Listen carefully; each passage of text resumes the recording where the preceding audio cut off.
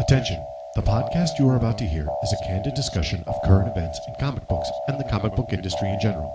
It may contain any or all of the following: spoilers, inappropriate language and/or inappropriate discussion, opinions you do not agree with, fact mixed with opinion, and/or incorrect information.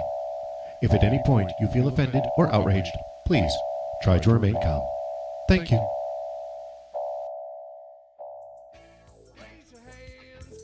Hey everybody, my name is Brian Beecroft, and I'd like to welcome you to the 29th episode of the Full Grown Fanboys podcast. This week concludes our series of interviews with a few of the artists that we met at VA Comic-Con, and we're going to wrap things up by talking to Matt Slay. In addition to doing art for a number of independent publishers, Matt has done covers for both Marvel and IDW, and he has a successful business doing commissioned artwork for his fans. Matt invited me into his home to record this episode, which was really generous of him. He was super cool about the whole thing, and talking to him was fun and really easy. And I had kind of figured that it was going to be, I had talked to him a little bit at the con, and I knew he was a cool guy. What I could not have anticipated was the amazing collection of artwork he has hanging on basically every vertical surface of his home. Names like Larry Hama, David Finch, Rob Liefeld, Matthew Roberts, and that does not even scratch the surface of what he has assembled. I could have recorded an entire episode that was just him giving me a guided tour like we were in a museum, and it would have been just as great. I cannot stress enough what a pleasure it was to have met Matt and to have spent time talking with him. He is a great guy, a fantastic artist, and I sincerely hope you enjoy my chat with him. So, as always, I thank you for listening, and please enjoy my interview with Matt Slay. The garden brings to mind so many beautiful things, and just you walk in there, and it kind of reminds you. Have you ever seen Toxic Avenger? I have. Just whatever's on the cutting room floor, that's what kind of reminded me of. Oh my God. That's what they said. They said that there was an issue with like some chicken on top of we like can start with the chicken. All right, we'll start with the chicken. I'll start with the chicken. All right. This is one of those things where it smells amazing. It smells like a really good kind of Chinese restaurant type of place. All right. And then you sit down and you order what you order. But as the food starts to come to the table, sitting from a distance, and I got to set the stage a little bit. Okay. It's not just Bert and Lee and me, but there was a group of fans, cosplayers, who kind of showed us around and kind of took us out. And I don't really know the city as well as I did. Sure. The VCU days taught me a lot about the fan, but anyone who knows the fan in the late '90s knows that it's very different now. Yeah. It's actually kind of beautiful now. There's a lot. It's going nice. on. It's a nice area. You might still get stabbed, but it'll be a much nicer knife. It'll be a much more expensive That's knife. not entirely inaccurate. That is true. In fact, my first witness stabbing was in the fan. I was just walking back from the Pollock building. I spent my life in the Pollock building. Oh when my I was at gosh. VCU. And there's just a man stumbling down the street, just half covered in blood. And it's call 911. He's like, no, I'm fine. And then just falls over. Oh my God. My first stabbing, yeah. Wow. In Richmond. Yeah, in Richmond. Awesome. Yep. But no, it's a much nicer neighborhood now. Yeah. It looks nicer. Yeah. So this place was seedy. We'll call it that. Okay. Paint's falling off the walls. The food all came out the same color. It didn't seem to matter what you ordered. Oh. Or what the menu said. Oh. It was all the same texture, the same consistency, the same color. And my stuff really did come out last. And I'm watching the food get placed from the far end of the table, at which there were, 15 people. Okay. It was a party. We did well. And it was moving towards me. Remember, it's kind of like watching The Blob. Okay. And you're trapped in the bathroom and it's coming under the door. All and it's right. slowly getting closer, and you're just waiting for it to jump up at you. Oh my God. Oh, good example. Better Off Dead.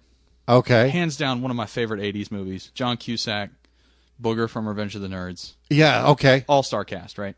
So that movie's brilliant because there's one of those subtle jokes where whatever his mom cooks ends up being green slime with raisins in it. Okay. And there's a scene at dinner where it just kind of moves off the plate and leaves. Oh, wow. All right, so that's where we went to eat. Okay. That's what we had. Wow. And they serve mine, and there's a question of whether or not this chicken is actually chicken. And I can't remember which one it is. It's either Bert or Lee, but one of them is a chef, or like a for real. Bert was, yeah. Bert's the chef. Yep. And he knows his way around a kitchen. He knows his stuff. He takes it very seriously. And he was starting to sort of critique the meat. Okay. And I thought, is this an issue with the chicken or the sauce? And like he breaks it down for me. It's science class. And that's when I start to realize there's a distinct possibility that this might not actually be chicken at all. Oh, wow. And everyone starts to look at their food and wonder what it is that they're eating. Because the beans are green, but they're not shaped like beans. Or oh, wow. that tofu might be a scallop. Like, we just don't know anymore. Oh, my God. And I'm the idiot who ordered Seafood Delight. Okay. I had a long drive ahead of me. I didn't want something too heavy. A nice white sauce is fine. Okay. So I figured I'm trying to like strategically plan my meal. And now they put it in front of me, and again, it's the same color as everybody else's stuff. I can see the carrots. They are orange. Okay. We're off to a good start. All right. The cauliflower is white. All right. But I don't have any evidence that this is actually cauliflower. In fact, I don't know what the hell it is.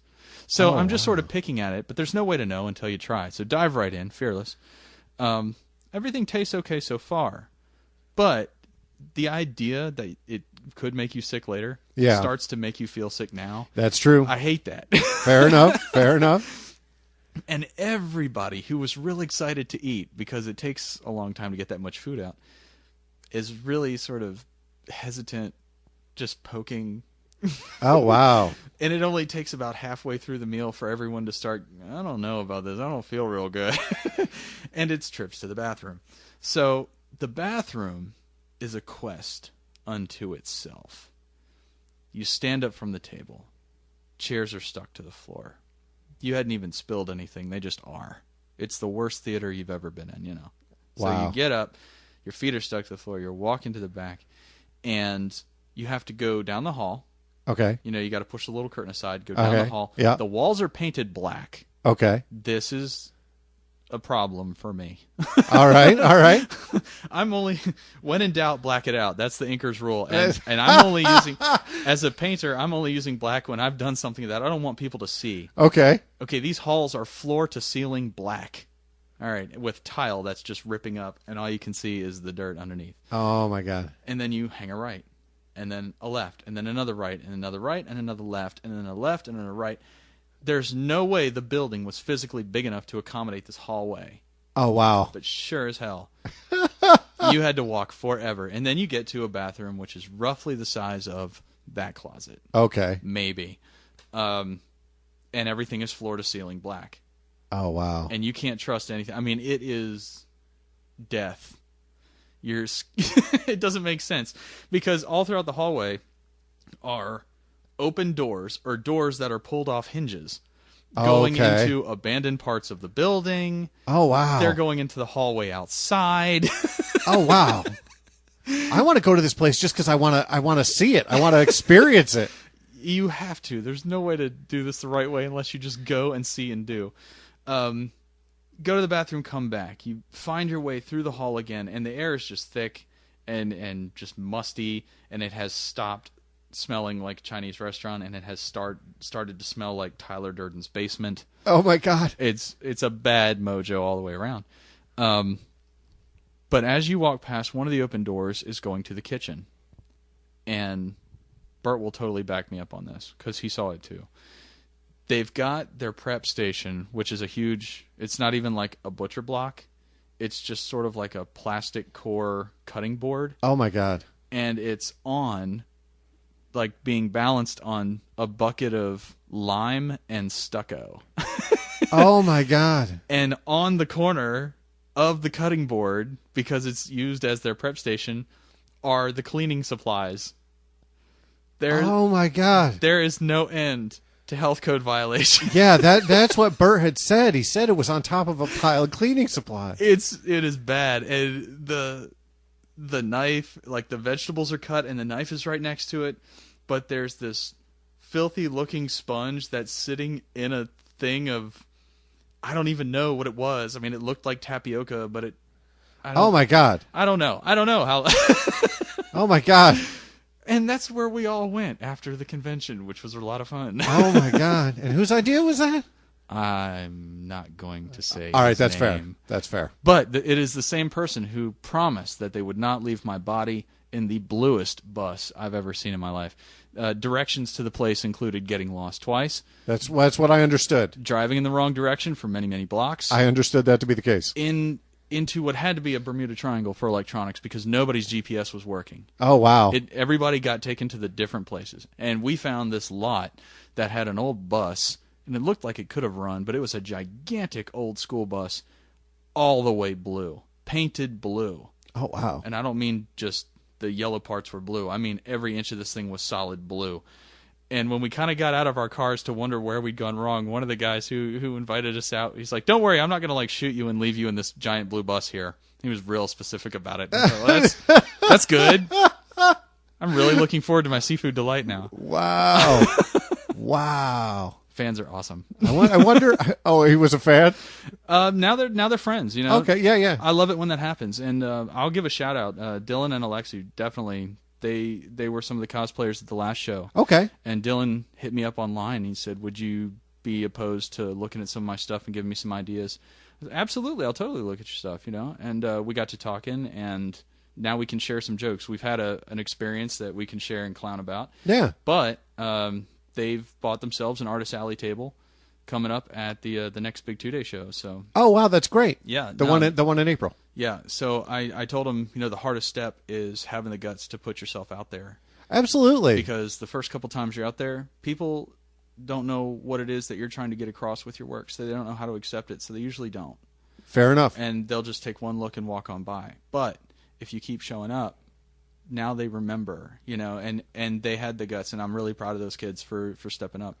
That's awesome. And they're doing it several years before I did. They're a lot younger than I was when I threw myself upon the mercy of fandom.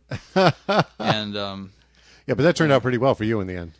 Well, it's not the end. It's not the end, but I made it home. Oh, you mean? I mean, in general, just throwing yourself out there. Yeah, it it's wound up. worked. It's worked gangbusters, and now I've got a lot of folks who will chime in all the time. Are you open for commissions? Are you open for commissions? Yes and no. Yes for this kind of thing. No for that kind of thing. Sure. And now I'm actually working on 2 books simultaneously while I'm prepping for 9 shows spread out over 3.5 months. Yeah, So the convention circuit's grueling, man. I'm learning that. The more artists I talk to, it's It can eat you up. It can eat you up, and there's a business savvy to it that you need to take into consideration. And this is one of the things that I've loved about how quote unquote normal jobs or whatever. Yeah. Look at what we do, and it can get glossed over. We're independent contractors. Yeah. And we're not just showing up at a convention and collecting a few dollars here and there and signing a few autographs and whatever. There's an expense that goes into going to a show. Oh, yeah. Negotiating an expense down or up. And we need to know that having done that show in the past, is it the kind of show where we can make enough to cover the expenses that we've got? Plus, and I like to keep myself at 65% over. Okay. I need to know if I'm going to make that kind of a profit so that I can keep doing that show, or if I need to just, chain myself here in the old 3-story dungeon, and keep working. And sometimes the grind is necessary. Sometimes you just got to keep working, and you see all the stuff on Facebook. Hey, we're at this show this weekend, and I'd love to be there, but I need to consider the expense. Yeah. So there's a side to it that a lot of people don't think about. Yeah, fair enough. Fair enough. Yeah, some of those tables are kind of pricey, honestly. They can be. They can be, and that comes down. And again, this is why it helps to, if you're an artist out there, and the professionals know this already, but if you're new and you're just getting in the game, don't just email a promoter and ask what the cost is and then sign up and go. Once you're there, take the time to make friends with the promoter because they're there to help you. Because Sure thing. Ultimately, you can help them. And it's worth it to have that kind of person who can share information. They're going to have more experience than you, always. Sure. A show promoter will always have more convention experience than you will ever have. Sure. So they're good people to have on your side, and it's just a good idea to make friends with them. How did you get involved with VA Comic-Con? Oh, that's all Brett Carreras. Okay. Let's go back to 2009 or 2010. I had wrapped up everything I was doing in independent books, independent comics. I had just started dating the girl who is my wife now. Sure. I was it wasn't a downturn, it was just a weird place because all the contracts that I was working on had wrapped up. Oh, okay. But nobody was re-signing. And it's not like we're replacing you. It's we can't afford the book anymore. I see. So those contracts were done. The day job that I'd had, the other thing on the side, that company had basically gone under. It was one of those things where they announced massive layoffs, and it was for the betterment of everybody. But all of us who were leaving kind of knew within 5 years this place will be gone. Oh, wow. And sure enough, within 3 years it was gone. Okay. So it was this thing where I don't have anything on the horizon. I have nothing on the horizon. So maybe it's time to just go all in with art and stop doing it on the side. Fair enough. But I also know myself and my work enough to know that I'm at this plateau. I'm at this very strange, bizarre plateau where I can do what I do, and it's not going to get any better. It's not going to get any worse. It's just kind of sterile. Okay. I've done these pieces that have blown people away, and they've gotten me work. But everything I've done since then has been an attempt to one-up it, and I can't do it. So I just kind of... But that's a good place to be in a way, isn't it? It is, because the result was mind-blowing. Sure. And the result was the conscious decision. I just kind of asked my wife, well, girlfriend at the time, would you be willing to just like put on the nerd hat with me for one weekend? Let's just go to a show. And she said, oh, we've done shows before. I'm like, no, as fans. I haven't done a show as a fan in a decade. Wow. I want to go and be on that side of the table again. I think my problem is that I'm not enamored with comic books anymore. I was in love with art, but not with comics. And if you're going to have art and comics, you better be in love with both. So what is it about my work that's not getting through? What is wrong with me that I'm not in this good place anymore? So I thought I need to be in student mode. You know, you got Padawan mode, and then Jedi Knight, okay, where you're just on autopilot for a little while. Yeah. And then Jedi Master, where it's time to start showing other people what you know. Okay. And you know, I've been in Jedi Knight mode for so long. I got no hopes of being a master if I can't remember what it's like to be a Padawan. Fair enough. So I need to get in Padawan mode. So I put together my portfolio of everything that I had that was published and unpublished, what I thought was the best examples of all of it. And I went solely because I looked at the guest list. And, of course, it's Joe Jusko, Michael Golden, Steve Scott. Wow. Mike McCone was there. Oh, wow. I mean, it was a big show. Biggest show I'd seen in Virginia. And Brett put it together, but I didn't know who Brett was. Oh, okay. So I thought, okay, these are the guys that I've looked up to since I was a kid. This is my chance to put my stuff in front of them. They don't know who I am. They don't even care. They run into guys like me a dime a dozen. But I need to know. I need to hear from them. What am I doing wrong? Okay. I don't want them to tell me what they like. And I approached each one and said, I want to get together a little bit later. I'll buy you a drink. I would love for you to look at my stuff, not here, but in the bar after, and just tell me where I'm going wrong. Okay. Help me get over this hump. And all of them. They ended up being extremely receptive to the idea. That's awesome. It was very cool. And Renee Witterstetter, who at the time was sort of wrangling everybody for Eva Inc., put it all together. And we all sat down in the bar, and she and Michael and Jusko and Steve Scott was there. We sat down, and we traded convention stories, and then we got into my portfolio, and class was back in, and it felt so good. I mean, there is that sting of someone saying, why would you make this decision? Sure. I'm looking at this. The anatomy looks great, but God, why would you do this? Why not go this direction? If we read left to right, why wouldn't you? And suddenly, it was learning mode again. That's great. It felt extraordinary. And these were all things that I'd heard before from other teachers 10 years ago. Okay. Now I've got a new set of teachers who are telling me, and I thought, okay, these are the basics that I've forgotten along the way. No doubt. And it felt so good to hear it again. And sometimes I find personally that it's not what's being said. Sometimes it's who's saying it. Definitely who's saying it. Two people can tell a third person the same thing, and it's just that first person it'll never get through, and the second person says it, and all of a sudden it just makes sense. It just clicks. Yeah. And there is that little bit.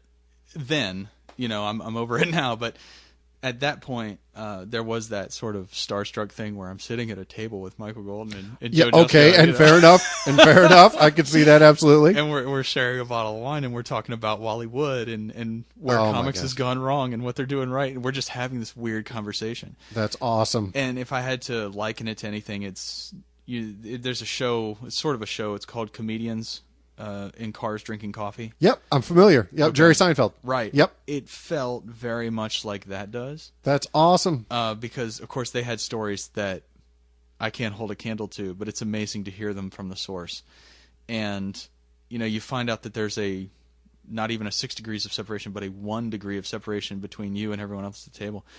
And just that one night, and we closed the bar. It was like 3 a.m, and we're still looking at old Wally Wood portfolios, and Scott Lamke, he was there with us, and he was art dealing for Billy Tucci for a long time. Okay. And he gave me one of Tucci's portfolio packs. Oh, wow. It's right there. Oh, that's awesome. I'll show it to you in a bit. I still have it, and it was one of the most extraordinary things because Lamke was driving around as an art dealer with some priceless stuff. Wow. And this guy, his collection, I don't even know what his personal collection must be like, but he was busting this stuff out in a bar because he was talking about all these great things, and Jusko and Steve and all those guys were just like, oh man, I'd love to see it. And he goes, hold on, it's in the car.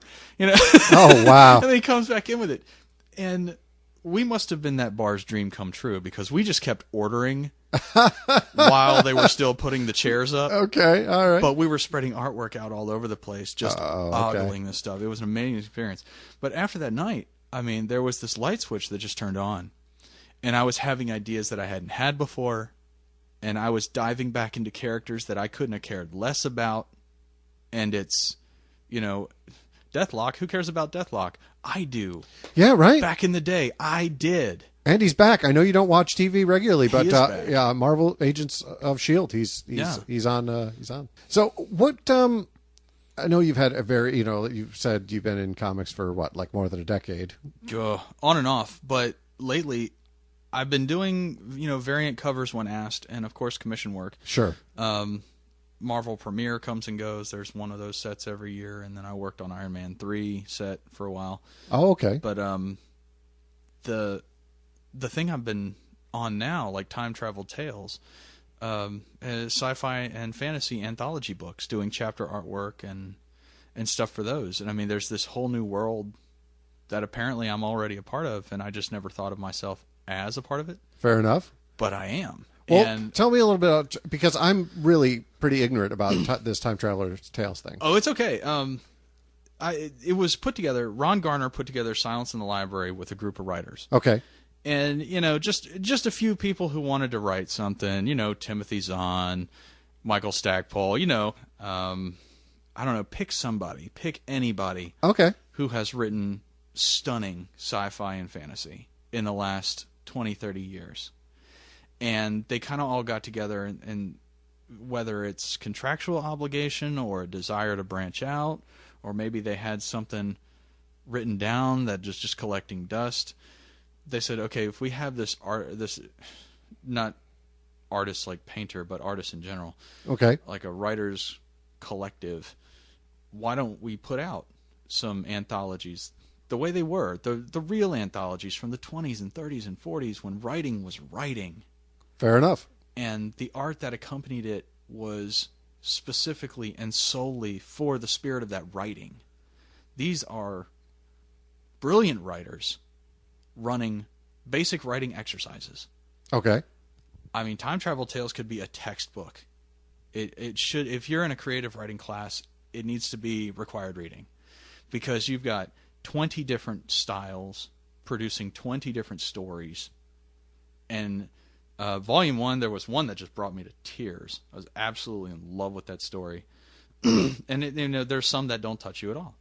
Yeah, okay. But it's really kind of neat to see guys like Tim Zahn, who, for a couple of generations, for me, I freely admit, up until about 3-4 years ago, he's just been the Thrawn trilogy guy. Fair enough. And I don't mean to say that in a bad way, but I only knew about guys like Tim from Star Wars. Fair enough. And I will hunt those books down. And then suddenly, his name is on this project, and Ron came to me and said, hey, we're putting together this collective we need somebody to do chapter art. Is that something you'd be interested in? And it was right when, I'm kind of between projects. I'm doing well enough with different projects to pay the bills, but nothing really steady beyond a year. Okay. And I thought, here's this thing, and they're not going to question me. They're going to let me, it was the most simple business model in the world. We've got all these stories. We already have the content. We just need someone to do chapter art.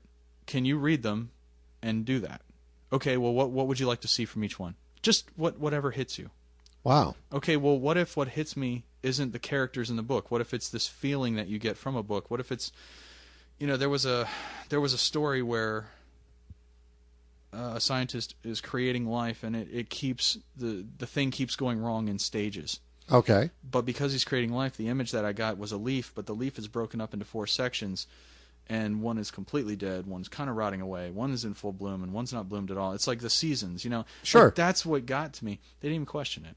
That's awesome. And never had I been involved with a writing group or a publisher ever where I wasn't on the phone with somebody once every other day, doing constant updates, Skyping things, turning things in. Sure. For the first time, a group had the faith in my work, and they trusted me. And there were 20 plus, maybe 25 stories in the first one. There are 23 or 24 in volume 2, which I'm working on right now. Wow. And out of all those stories, only twice did anyone say, okay, we need to go in this other direction. And okay. And it's not because the publisher or the editor want it that way. It's because the writer has a very specific vision, and I didn't know that. Oh, okay. Well, now I know that. Let's get it done. Sure thing. So, that's a ridiculous track record. So I consider myself lucky to be part of Silence in the Library. Oh, that's awesome. I feel like there are artists out there that probably deserve this spot a lot more so than me. And I'm very, very, very lucky to be here. But wow. it's opening up this whole other thing. And now Silence of the Library is putting out Icarus. And, that script for the most part is done. And the prologue is finished, and I'll be penciling, inking, and painting that. Wow. And that's going to be the first thing, as far as traditional comic work goes, is going to be entirely mine. That's great. I didn't write it. Greg Wilson wrote it. Okay. He's turned the Icarus concept into something massive. Oh, that's great. It is enormous. And we're talking the Icarus from Myth. Yes. Yeah. But not so. This world, think of the entire world evolving inside of a volcano. Okay. Right. So what we think of as the sun is not really the sun. It's just a hole in the top of utter blackness where for several hours a day there's a little bit of light coming through. Oh, wow. That's how their concept of time works. Only parts of the city are going to be lit at certain times of the day. Wow, that is really cool. Right. Constant source of heat, but water's an issue. Okay. And then what if somebody from the outside were to fall through that hole? That's neat. So, what a cool idea. It's an incredibly neat concept, but it is enormous. And Greg is a very descriptive writer. So whether you're reading the novel version of this or the script version, and I'm sort of translating it into a script version. Okay. Because I'm going to have to work from that. All right. It won't matter. This book won't read like a traditional comic. It's not going to be 9-panel grids. Okay. There will be pages where I've got one painting flowing into a second painting. Star Child is a good example. All right. If you ever read Star Child, there are pages where there might not even be borders in the panels. They're just going to flow together. Oh, wow. So I'm taking cues from that. There will be pages where it's a single image on one side, and then huge chunks from the novel taken out and placed on the right-hand side of the page. Oh, wow. This is graphic novel in its purest sense. Okay. And it's going to be a task of necessity. Okay. This is the time we have to do it. These are the materials I've got to do. I've got to pencil, ink, and paint every page myself. So, are we cutting corners? No. Right. You're doing what you can with what you've got. Sure. So yeah, and sometimes having those constraints can actually work to your advantage. They do. You become a little more innovative. I'm a little bit of a pressure junkie. Okay. I like being stuck in here for 23 and a half hours. I've got every season of G.I. Joe on DVD right there, and I can throw it in, and I can work. That's awesome. All the way through. And when I'm done with G.I. Joe, I'll start on Smallville, throw in season 1, and go through season 10. I don't care. Wow. I'll just work. The only problem is, Ariel will stick her head in and say, "Are you going to eat today?" If I have to. Food is so in the way of life. All right, but So you've done work for who, big name wise? IDW? I'm going to have to go backwards. Yeah, IDW, Silence in the Library. I got a couple of Marvel licenses via Upper Deck. So that was my ticket to work for Marvel, was going through Upper Deck. Okay. But I've never received payment directly from Marvel, so I can't say I've worked for Marvel. I see. All right. But you did have a cover on Penance, yes? Yeah, it was a variant cover, but that was through Dynamic Forces. Oh, okay. I got paid by Dynamic Forces. And that was all the way back. How'd you know about that? I'm very good. Oh, No, wow. I'm just kidding. No, actually, it's on your DeviantArt page. I won't even. Oh! That was all the way back from Civil War. And Penance happens to be one of my favorite, because Really? Speedball, come on. You got it. I am there. I've got a handle on, and I have located Marko Djurdovich's original character concept drawing of Penance. Oh, wow. Yeah, and he's got an $800 tag on it, and I'm saving. I'm going to keep saving. If it ever comes around to it, I will go ahead and plunk down. But it's like every other great character design. It's just on an 8.5 by 11 sheet of paper and pencil. But I love the Penance just to character take so much. the goofiest character, Yep. maybe ever, Yep. and make him into such a crazy, tortured badass. Yep. It's just such a cool idea to me. He was a fun one. If you ever play Marvel Ultimate Alliance 2, I have played it.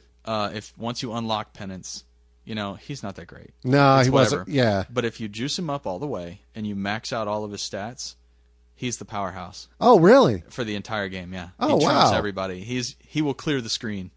Oh, wow. The beam powers, the projecting powers. Okay. Yeah, the powers at that point, they go through the bad guys and hit everything behind it. Oh, wow. So he just clears the screen. So See, I would have never thought that, because, like you said, he's not really that cool when you first get now him. he's Speedball again. He's no fun anymore. Well, That painting still to this day is funny to me, because most people go, "Oh, Valdo, you like Soul Calibur?" Oh, well, yeah, I do like Soul Calibur, but that's not what I was going for. so close, so close. In fact, I love Soul Calibur, but did I just fail miserably on this piece? No, not at all. I loved it. So, IDW and Marvel, and have you done anything for DC? I did a toothbrush. Did you really? This was right after Qbert, and this is a very short story. That was when Chen said, "You're not ready. It's not going to happen. I mean, Okay. You will be ready, but not yet." And Sure. I thought to myself, I'm going to do it anyway. I'm going to make submissions. I'm going to go talk to people. I'm going to just pull my skirt up and do it. I'm going to be the man. Blah blah blah. And All right. and this is when I was still completely lit all the time, not yet sober. And best of intentions, worst of executions. Okay.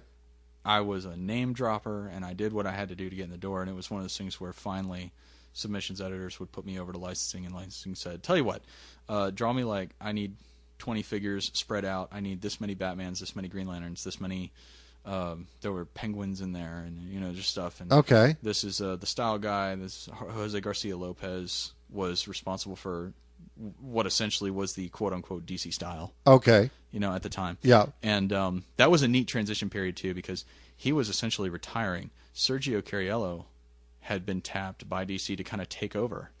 Because Sergio's style is lovely. It is 50% Garcia Lopez, 50% Joe Kubert. You put them together, and then Sergio has this magnificent stability to his figure construction. Everything feels like there's this great weight to it. Okay. This fantastic weight. Putting him on the Lone Ranger was a stroke of genius. I love that. No doubt. But he was moving into that slot. He had just finished up on Green Arrow, Green Lantern, or just Green Arrow, and Azrael. Okay. So Azrael was sort of like a go-between thing for him until he started on that. Okay. So I was still looking at Garcia Lopez style guides, and it was, "Can you draw this way?" Yes. Because no one's ever dumb enough to say no. Exactly so. You always say yes and then figure it out. You always say yes and figure it out. Absolutely. And immediately, and since Sergio was our anatomy teacher at Qbert, I Oh, just okay. thought, okay, well, I've got the construction down. I am confident in my construction. I'm confident in my anatomy. I'm not confident in my dynamics at all. And so I fell to who I thought was the end-all, be-all, was Bern Hogarth. He did that Dynamic Anatomy book series. and this is something I've come to learn when it comes to Hogarth's books, the dynamic series. Comic people swear by it. Okay. Fine arts teachers like at VCU Yeah. and Radford, they hate it. They absolutely despise it. Oh, wow. If it didn't come from life and you can't draw like Michelangelo, you're the worst thing ever. Oh, yeah. It's so snobby. Yeah, and I had to put up with them. Oh, did I put up with them? But it was neat. So I turned in all that stuff, and I said, okay, we're gonna thank you. Here's payment for these, and then that was it. Oh, okay. And then fast forward a year, and I saw one of my Batmans on a toothbrush. That's hysterical. I've got the toothbrush downstairs. That's awesome. It's still in the package. Mid condition. Nerd status retained. That's yeah, awesome. that's right. So Keeping it real. So you went to I would just want to go back to your education for a second. So you went to the Joe Kubert School. Yeah, 2 years. For 2 years. Yeah. What did you take away from there? It was an extraordinary experience. They have a curriculum that is almost foolproof. And I say that in the sense where if you come in with the traditional comics mentality, Yep. you are going to walk away successful. Okay. You will come out with everything that you put in plus dividends. Wow. If you make the investment in that school, they will teach you everything you need to know. It's on you to apply those. Sure. But the faculty is unparalleled. Wow. And there are a couple of teachers that I still talk to even today, just for kind conversation, or if I'm stuck and I need a little bit of help, I got no problems hitting up some of those guys on Facebook and saying, look, this is the thing that we went over 10 years ago and I still don't get it. Help. Wow. That's great. But I go in with a fine arts mentality. Okay. And I did the traditional comics thing for 2 out of 3 years. And after that, it was just, I'm not supposed to be here. Yeah. I'm in somebody else's way. This isn't my spot. This is somebody else's spot, and I'm in the way. Okay. So I need to figure out not what I should be learning, but who I should be learning from. That's a really good place to be. To help me figure out how to get into a comics world with a fine arts mentality. Because the guys that I sort of idol worshipped a little bit, Yeah. and it was Joe Jusko and Nelson DeCastro and David Mack and those guys. Sure. Not traditional comics. Definitely learn traditional. I mean, Jusko cut his teeth under Howard Chaykin and Right. Those guys, and that's about as traditional as it gets. But he's a fine artist. Fair enough. He can do anything because he can use materials outside the box.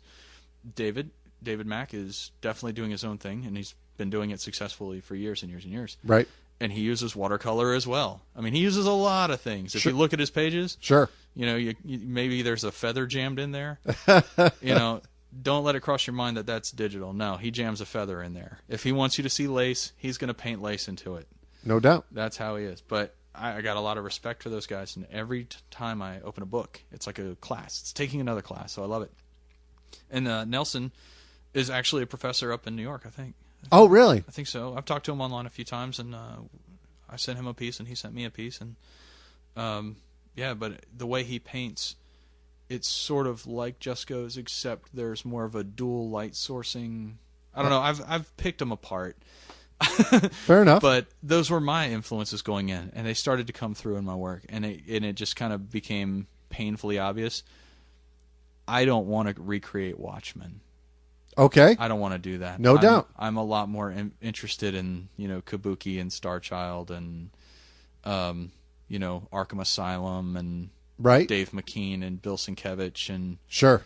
these guys for me. That to me was comics. Awesome. And that's the direction I ended up going in, but that's not a direction that Kubert will take you. So I got what I needed, which was a much better foundation. I took the art foundation program at VCU. Okay. That gave me what I needed to understand artistic technique. Okay.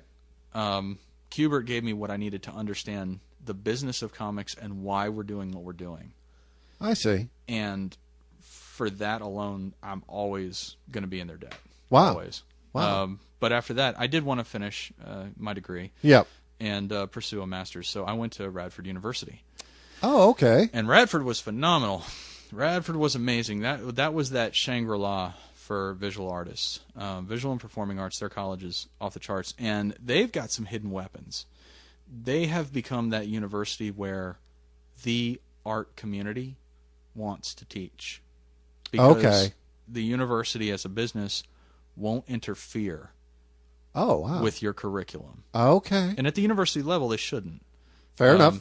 Because if you're coming in with real-world experience, that's the kind of thing they can't train you for. Absolutely.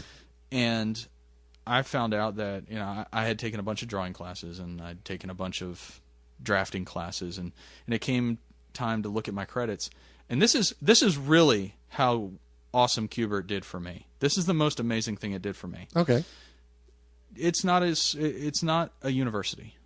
Okay. It's not even a college degree. Right. It's a trade technical school. Sure. But for what it is, it's one of the most widely renowned and respected trade tech schools in the world. There's no denying that. And when I sat down to transfer all my credits from VCU and everything else over to Radford, I sat in the dean of the art department. Oddly enough, his name was Art. So I sat in Art's office and going over my credits, and he said, well, the thing is, none of these are going to transfer. 2 years worth of credits wouldn't transfer. Oh, no. And I said, okay, so what do we do? So I can't come here. He said, you can, but you'll be 2 years behind. I said, no, I've already been in school for 4 years. Right. I'm tired now. I'm tired of being in school. Sure. I want to finish up. And he said, well, I mean, this is Qbert. Is this the Qbert, like the Joe Qbert School up in Dover? Yeah, it is. And he said, oh, well, you don't even need it. So he started taking my drawing class credits, like my basic drawing from Qbert. Yeah. And he would split that to cover all the basic drawing and painting classes for Radford. Oh, wow. So that I wouldn't have to. He basically skipped me 2 years worth of their credits because he was familiar with the curriculum and just the arduous nature of the workload from Qbert. He was like, you've done this work. I know you've already done this work. I'm not going to make you do it again. Wow. That is what Qbert did for me. That is awesome. That's a hell of an endorsement, honestly. It is extraordinary to walk into a fine arts university and the head of their art department, who is the only person who can make this call, because the registrar is not going to do it. And remember, this is back in the day before you register for classes online. Yeah, right. You had to go right. stand in line out in the rain for 5 hours. Sure thing. Yeah. So he would just look at it and go, "Oh, you took a class with him. Oh, Kim DeMulder? You know Kim DeMulder?" And I'm like, it was Mr. DeMulder, but just Kim. Sure. Oh yeah. So he's like crossing off classes left and right that I no longer have to take. Wow. And I can't. I mean, and that stuck. It stuck. The thing that crossed through my mind was, if I ever leave Radford, are these credits still going to transfer? Is this ever going to happen? Sure. And that became an issue when I wanted to get my master's. It stuck. Wow. He made the decision. He made it part of my transcript. Wow. That's awesome. I mean, that's really what Qbert did for me. That's awesome. Was on name recognition alone, I got to skip 2 years of college. No doubt. No doubt. So, where are you going to be in the next little bit? Oh, gosh. And me without my planner. Let's see. This month, Roanoke Valley Comic-Con is March 29th, I believe. Right. Should be the Saturday after this drops. Yep. And then April is going to be nuts because I feel like there's something on April 12th. Yes. April 12th is Tidewater Comic-Con. Okay, yeah. That's I've been hearing a lot about that. Yep. They have built a lot of steam. And I'm really looking forward to that show because they're very active on Facebook and they have really latched onto sort of social media, and that's kind of one of the things that makes a show big now is you got to go that route. You can't just send out the mailers anymore. So. Yeah, and I've talked about this to a number of people, Burton Lee and Kyer, and it's kind of like a requisite now. You've got to be involved in social media if you want to get your name out there. Basically, if you want people to find you at all, you've got to have it. And that can be a humbling experience, especially for a show promoter or if shop owners that get together to put on a show. It might seem humbling because the first thing you have to do is pretty much go through your friends list and beg them to like your page. Yeah, it's true. Because seeing your stuff on other people's news feeds is how you build that base. Exactly so. That's how you're going to have to do that. Exactly so. And you got to do it sort of not as a private page or a personal page, but as a business page. Yeah. Otherwise, they cut you off at 5,000. Oh. You Oh, know, I didn't know that. Yeah, that you can exceed 5,000 only if you set out. You might have to pay for it, pay for ad space at that point. Oh, I see. But if you don't, you have to build a second page, and now you've got to do everything twice. Okay. So I've got you. I mean, Have you done Tidewater before? This is their first year. Oh, is it their first? Yeah. Oh, this is the first I'm hearing that. Yeah. I've heard it come up a couple times. There was a show there many years ago. Oh. Because it's a huge market. The fan base out of the Virginia Beach, Hampton Roads, very loyal, awesome fans. They know what they love. When they come into a show, like any local shop, they know what they love. My wife's family is from that area. Oh, Even okay. if you're not a diehard comic fan, you are well versed in nerd culture. Sure. It's a Navy town. Absolutely. A lot of the guys now who are that demographic grew up on Star Wars. Absolutely. And everybody knows nerd culture. Sure. That is a strong flag to wave in the Tidewater area. No doubt. So even though this is their first year, I'm expecting a very, very strong turnout. Oh, wow. Fantastic. And I definitely wanted to be a part of that because it's a new market for me. Yeah. We've got family in the area. Yeah. It's a chance for me to see family that we don't get to see very often. And like I said, I mean, it's a new market for me, but at the same time, I know that I don't have to go in and try and educate everybody about what it is that I'm doing. Yeah. They are smart fans down there. That's awesome. They know. So, I mean, Tidewater's coming up. Yep. Then split April in half, 18, 19, and 20 is Awesome Con up in D.C. Sure thing. That's Ben's show. I am super jazzed about that. Me too. Because the way Ben builds a show, it's unique. He'll build the foundations of a show, and he did this last year, the way most promoters would. But Ben is truly unique among promoters. When you look at his list, if you go to the Awesome Con website, and you should, everybody should. Yeah, absolutely. I mean, look at the guest list. Look at the panels. Look at Andrew WK doing a show. Oh, yeah, right. I had completely forgotten about that. Yeah, absolutely. Go inside Ben's brain. If I'm Ben, I'm thinking, what are the things that I love? What is my show? If I were building a show entirely for me, what are the things that I love most? That is what he has put together. He has put together his dream, and he's going to keep doing it every year. And I think it's amazing that as a promoter, he's able to latch on to so many things, and he's got kids that keep him young. Fair enough. You know, all the pictures that I see on Facebook and when we shoot silly texts back and forth, it's very rarely about comics and business. It's pictures of him in the giant inflatable castle bouncing with his kids. That's awesome. You know, this is the coolest dad ever, and it translates into an amazing show that I cannot wait to be a part of. Yeah, yeah. It's going to be a blast. Absolutely. And if he keeps going the way he's going, you know, this is year 2 and it's twice the size of last year, and he's going to be putting up Heroes and MegaCon numbers. That would be great. In no time.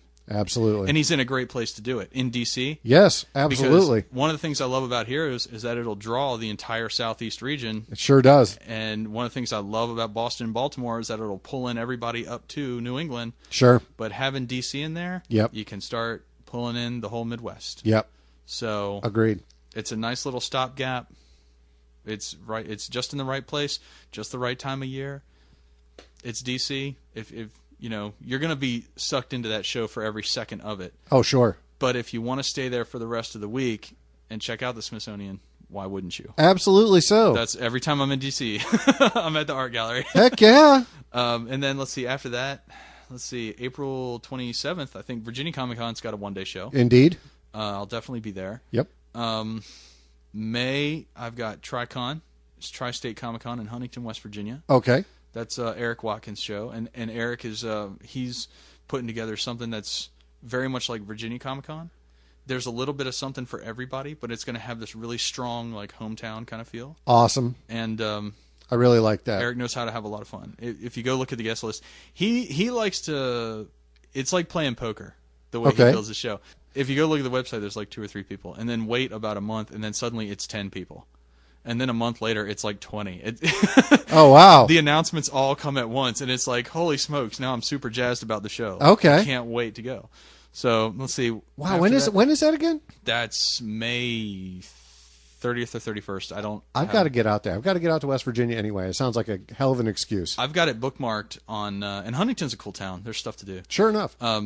I've got it bookmarked on my laptop. It's not in front of me, but no doubt. It's either 30th or 31st. Okay. I feel like I should check because now I'm putting out bad information. We have a disclaimer for that, but I do understand what you're saying. Just find me on Facebook and I'll tell you what date it is. Sure thing. Or just look it up. It's Tricon? You can look up Tricon, but that also brings up a bunch of web design companies and like engineering companies. Okay. So also put in Tri-State Comic-Con. Tri-State Comic-Con. Just to be safe. And Huntington. Yep. Huntington, West Virginia. Yep. And let's see, after that, Heroes, of course. Yes, absolutely. Gotta do in Heroes. North Carolina. Fantastic show. If nobody's been, go. Oh, yeah. If you want to see artists just at recess, heck yes. That's Heroes. I've already met quite a list of my heroes there. No pun intended. Yeah, artists and writers, perfectly comfortable to kick their shoes off and just smile and laugh and have fun for 3 days. Absolutely. Yeah, that's the place to go. So after Heroes Con, you've got... hopefully, I'm still hoping to do Baltimore. Okay. We need to get logistics figured out. Sure. Where are we staying, etc. No doubt. That's one of those things where I'm very, very lucky in the sense that I've still got family in that area. And we used to just stay with my sister and just kind of come home after the show and party with her and her husband and have a good time. That's awesome. Just stay laid back. But by that time, she will have had the baby. So nice. I will be Uncle Matt.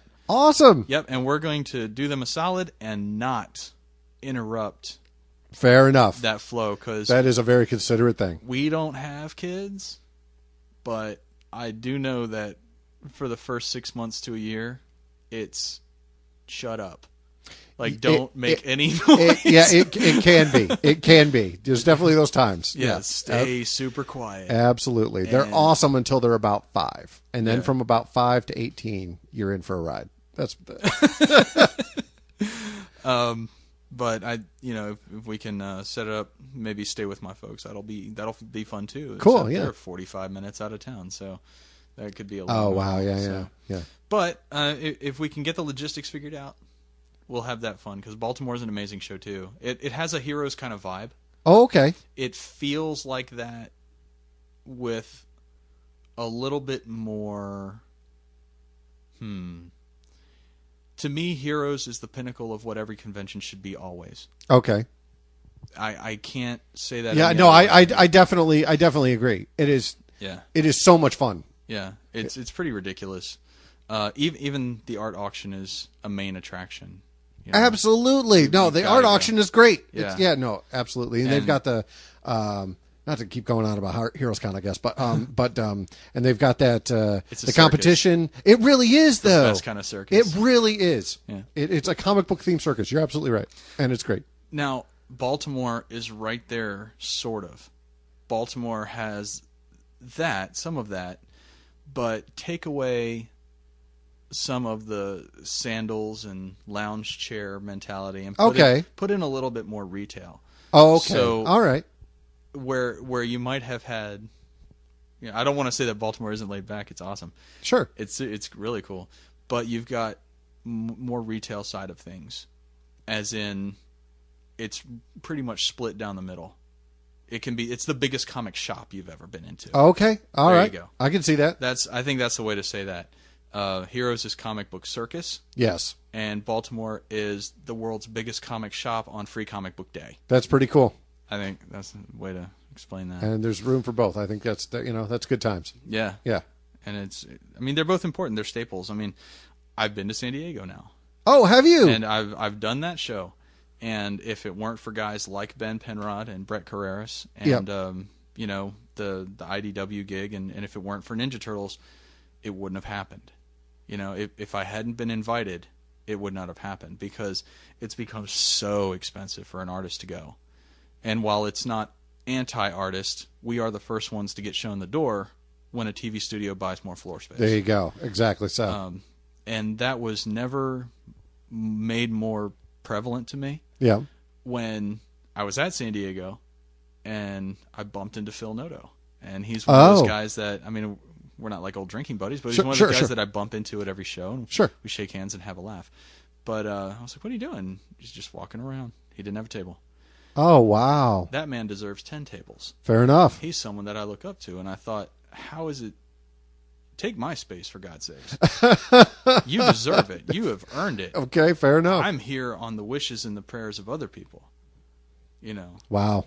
And that just kind of blew my mind, and that's when I kind of saw that there were a lot of artists just not showing. Oh, wow. So all these tables were open, and there was this mad dash to get those tables. And there were retailers trying to sell retail incentives in Artist Alley.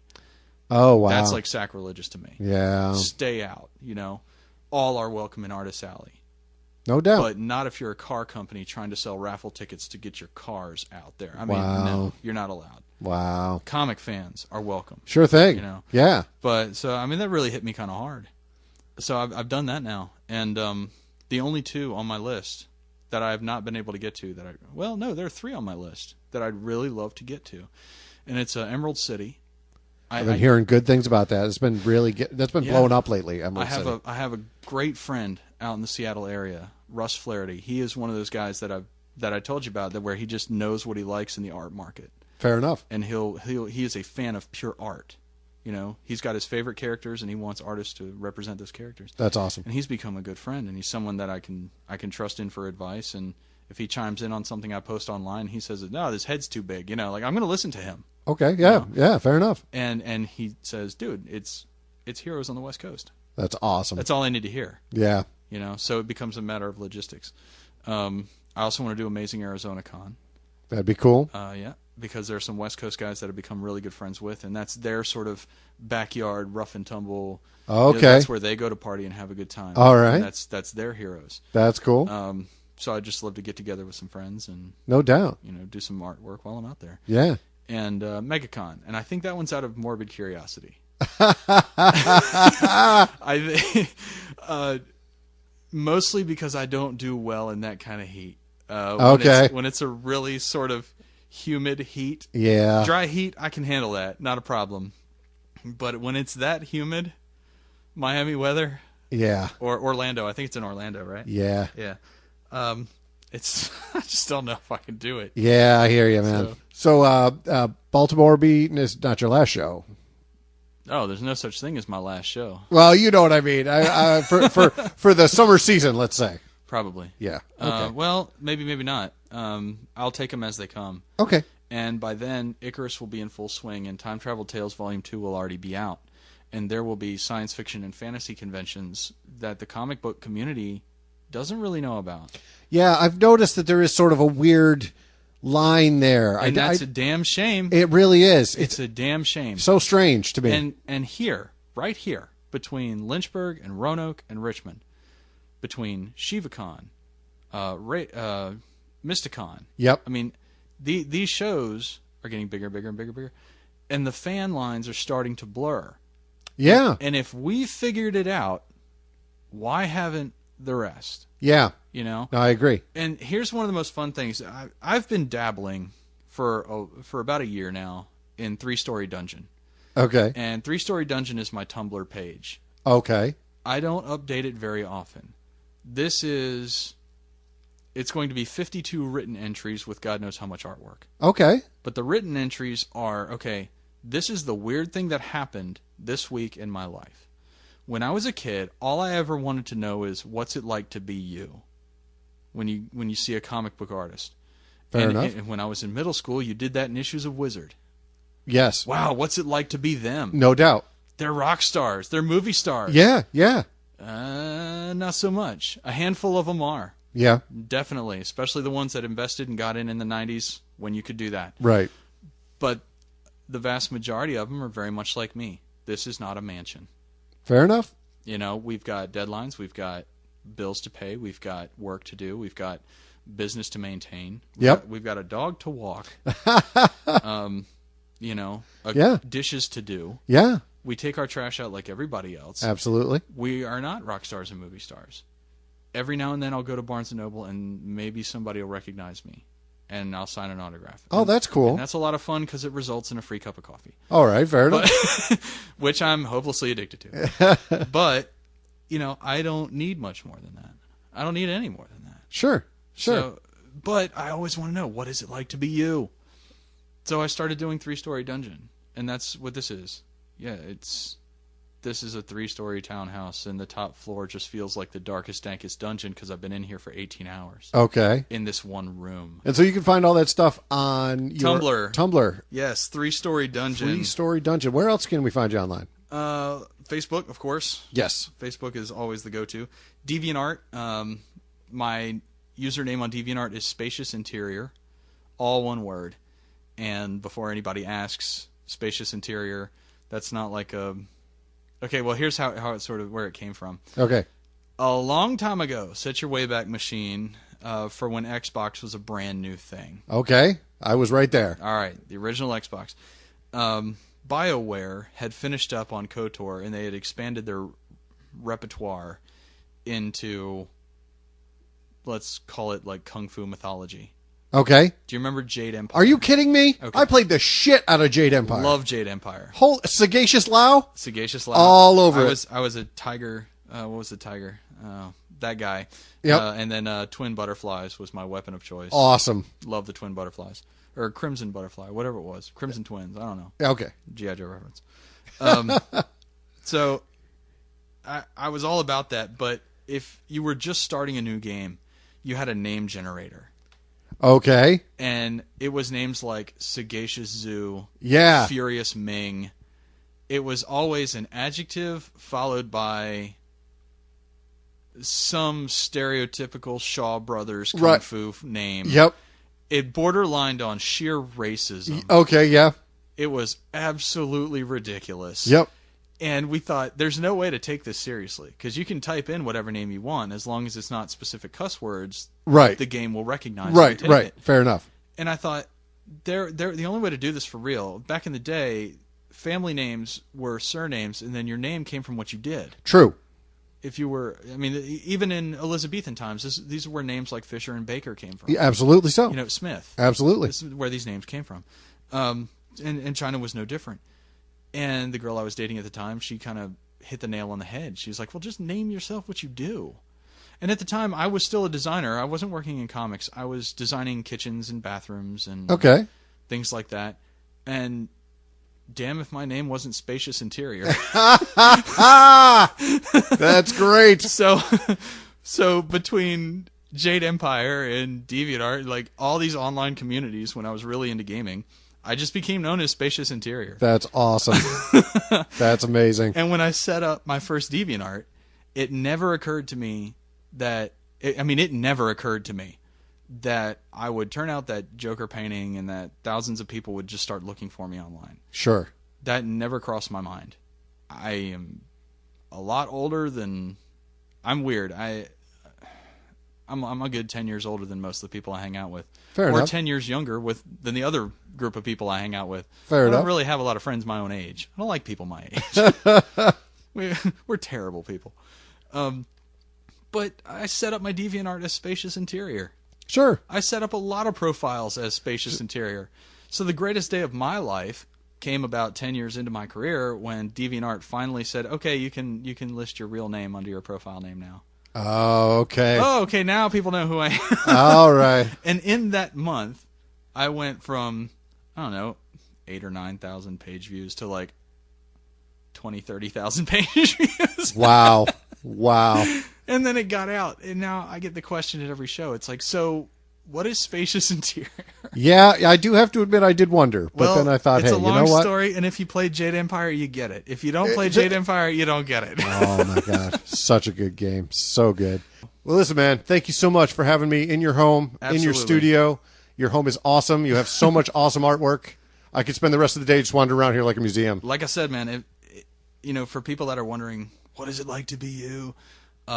If you're a huge Ridiculous fan, then you've already taken the first step. Fair enough. You've got to be a huge fan. If you don't love it, you cannot do it. Totally agree. Yeah. I totally agree. Because the characters in the business will change whether you're ready or not. So read that new book that you're just not sure about. Yeah. And stay a fan. Absolutely. Yeah. Absolutely. Well, listen, man, thanks for talking to me. Absolutely. I love it, man. Thanks. Such a good time. Appreciate it. All right. If you enjoy the podcast, don't forget to like us on Facebook, where you can find us as Full Grown Fanboys, or to follow us on Twitter as @FullGrownFanboy. That's fanboy with no S. Also, be sure to subscribe to our